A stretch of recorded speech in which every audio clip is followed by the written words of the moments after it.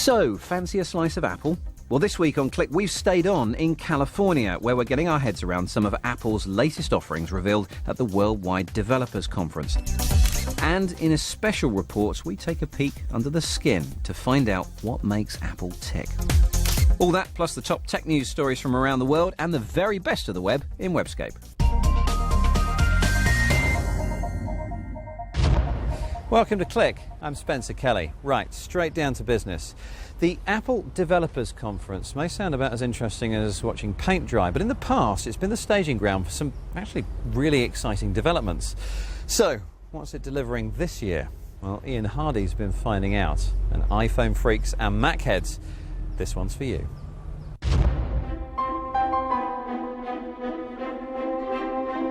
The Worldwide Developers Conference is a week-long get-together for software developers from all around the globe. Most of it takes place behind closed doors, but the keynote kickoff is anything but secret. It's where Apple execs tell the room and the planet what's coming next. And that meant the unveiling of the much-anticipated third-generation iPhone called the 3GS. Now the S simply stands for speed. Whilst double the onboard storage and greater speed were clearly welcome, it was the long-awaited cut-and-paste function, video recording and intuitive tap-to-focus 3-megapixel camera that were the real crowd-pleasers, as was a remotely operated locate or erase function for lost or stolen devices. When the original iPhone was released 2 years ago, it was called a game-changing mobile device. But since then, the competition has been busy trying to catch up. Only in the past few days, the Palm Pre has been released in America, and that's been called the best alternative to the iPhone yet.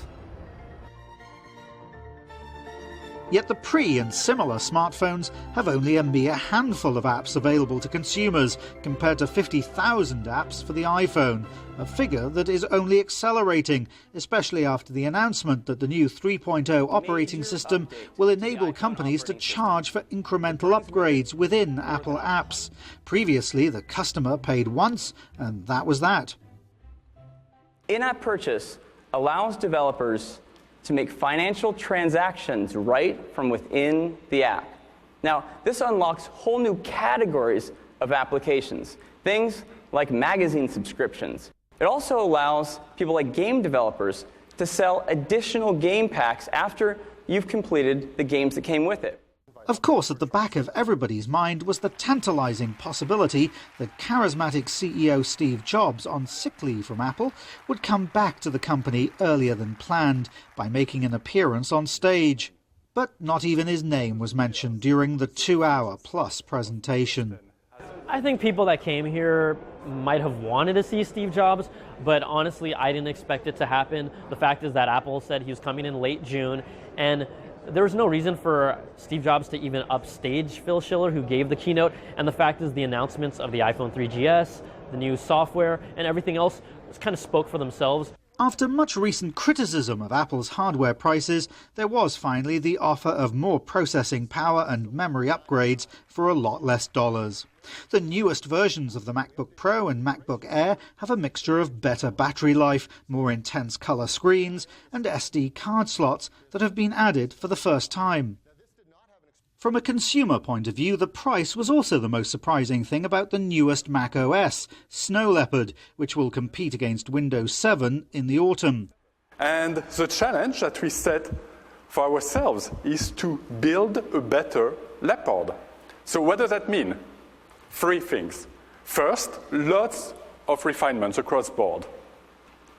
Second, powerful new technologies. And third, exchange support. Apple will knock $100 off the purchase price, but there is a good reason behind it. It's just not very sexy. It was an interesting decision on their part to say we're going to take this next release and not make it about a lot of whizzy new features, 200, 300 new features, but make it about stability and speed and maybe some features for developers to hook into to make their programs run better. There was no way for them to sell an upgrade like this, which really is bug fixes and speed improvements for $129, which is their usual fee. So this time around, many of the rumours about the WWDC event on the internet turned out to be true, including the built-in compass which assists GPS. But many rumours did not materialise, like an OLED display and a logo that lights up on the back, and a rubber casing.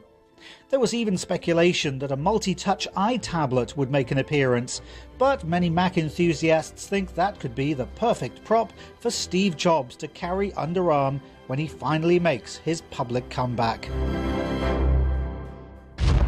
Ian Hardy at the Apple Developers Conference. Now it's time to catch up on some snippets of the more interesting tech stories of the week.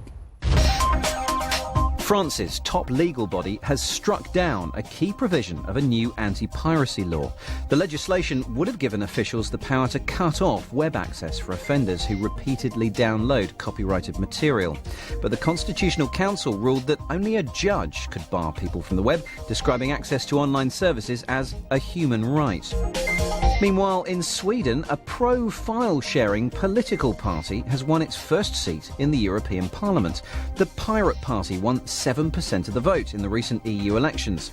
It follows the controversial conviction last month of 4 Swedes for running the Pirate Bay, one of the world's most popular file-sharing directories. Finally, as of the 1st of July, all computers in China are to have a program on them that will help the Chinese government screen what it deems to be offensive internet sites. But the software, called Green Dam Youth Escort, also collects personal data about the computer user, and experts are warning that it contains serious security holes which could potentially allow hackers remote access to users' computers. Welcome back to Click from California. So, as we've heard, Apple is launching some pretty interesting things later in the year, and no doubt there will be untold hype when they finally hit the shelves. These days it seems Apple has the Midas touch, succeeding where other companies have failed and enjoying a level of fanatical support amongst its customers that other outfits can only dream of. So what's its secret?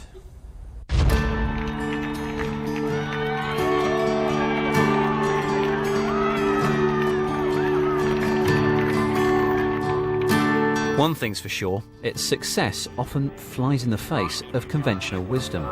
For example, one of the biggest consumer gripes of the digital age is that music and video files aren't easily transferable between various gadgets.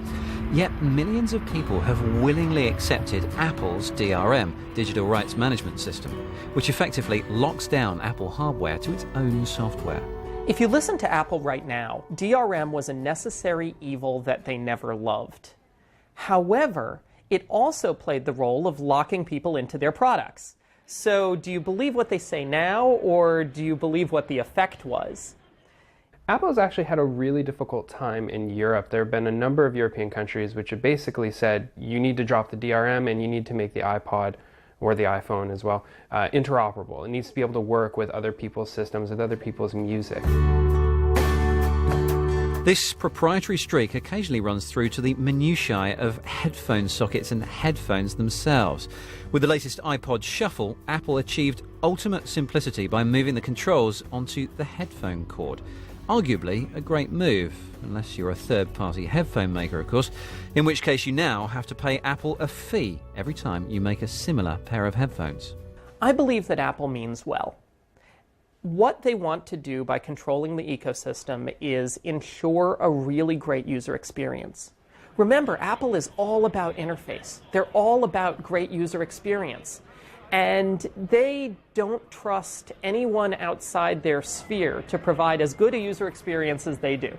They, in the Apple context, means one man, Steve Jobs. The single-minded CEO has been at Apple's core since he returned in the late 90s to the company he had helped create 2 decades earlier. I'll tell you what I think the secret of Apple's success is. It's having a single guy at the top who does not harbor disagreements. They don't do things by committee. And having one person's vision drive the whole ship is hugely important and is not available in any other company. I mean, there's nothing else like that. And what it means is they can do things so much faster and so much more efficiently. They just waste a lot less time spinning their wheels. And working for Apple appears to inspire a loyalty which would be the envy of other companies. Working at Apple for a lot of people is their dream job. and they are absolutely fired up to be working at that company, to be making an impact. They truly believe that they are changing the world. But Apple also is pretty demanding, and it puts them under a lot of pressure to come up with exceptional work. Apple is set up like a classic terrorist organization. It's purely on a need-to-know basis. The hardware team doesn't know what the software team is doing, and vice versa. So often they'll find out when Steve Jobs takes a stage at Macworld and shows the public and also members of the company at the same time what exactly they've been working on. So the one hand, the left hand doesn't know what the right hand is doing.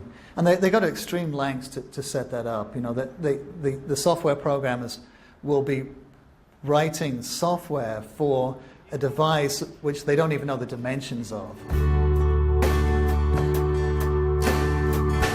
That way of working has produced some of the world's most iconic products, although there has been the odd failure.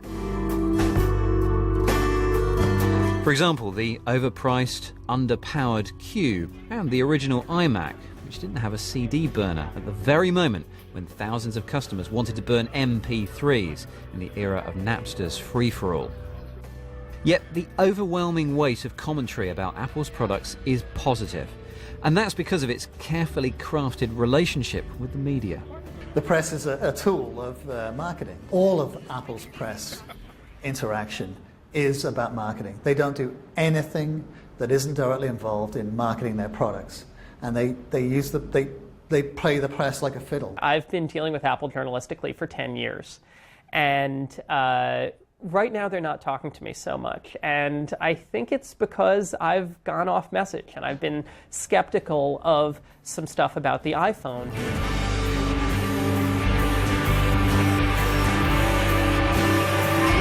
To get the incredible amount of good press at just the right moment, Apple is ruthless about secrecy across the board, which in turn has given rise to a whole new section of media coverage, the rumour blogs. Think Secret was so successful, Apple used legal means to put it out of business. But somehow, product rumours continue. Apple used to be very leaky, and a lot of it is Steve Jobs was working very hard to prevent leaks. And the lawsuits against Apple Insider and some of the other rumor sites had an impact, but it also looked really bad for Apple. It looked like they were suing their fans, and then that was reported, and it made kind of some bad press.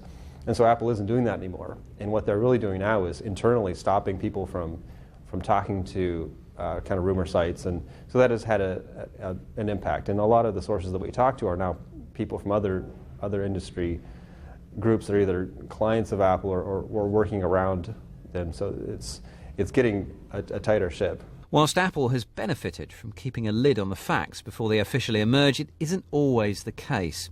Take Steve Jobs' recent illness. Apple declared his gaunt look in 2008 to be a private matter and released underwhelming information which has only fueled the story and made it bigger news. They've been very secretive and they've allowed a lot of speculation, most of it ill-informed, to flourish.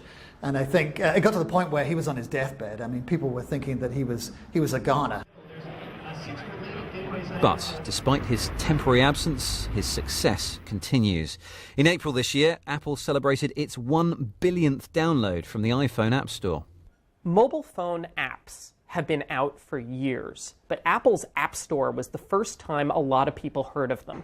And that's part of Apple's brilliance. Apple takes often technologies that already existed, like, say, the MP3, and turns them into something people are willing to use, like the iPod. It took many years to develop the iPhone and the ecosystem to support it.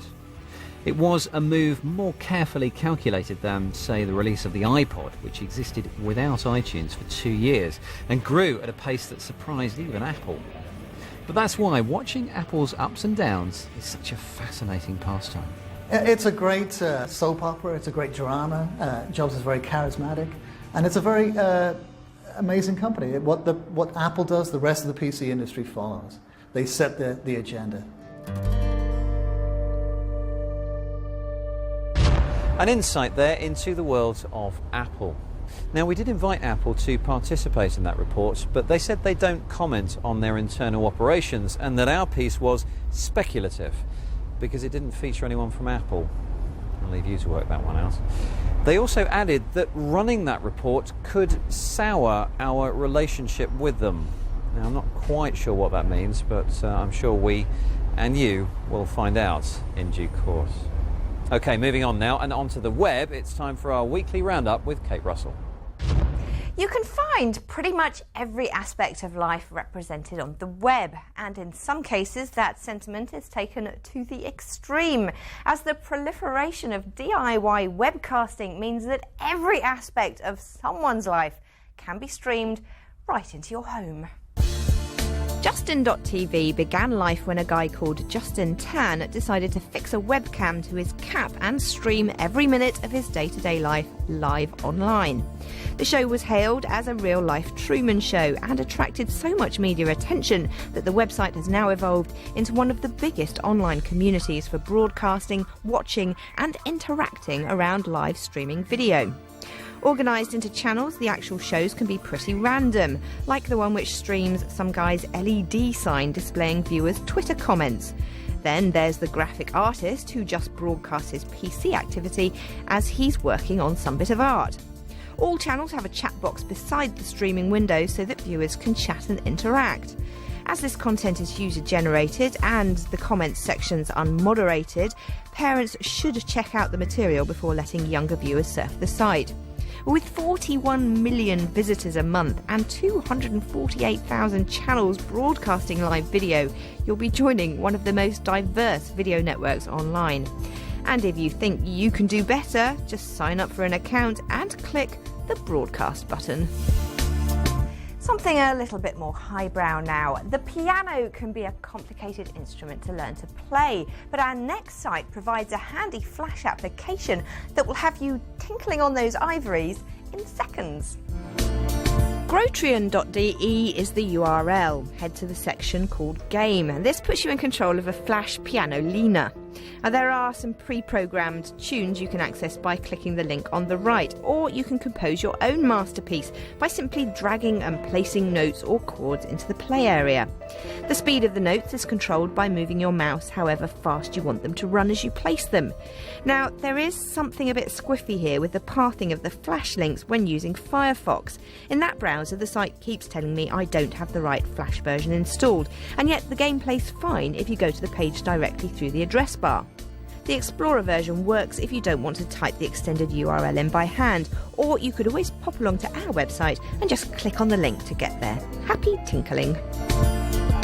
And I want to take you on a sightseeing trip now. Don't worry, you don't have to have any jabs or insect repellent. This is a sightseeing tour which can be enjoyed from the comfort of your own home, courtesy of GoogleSightseeing.com.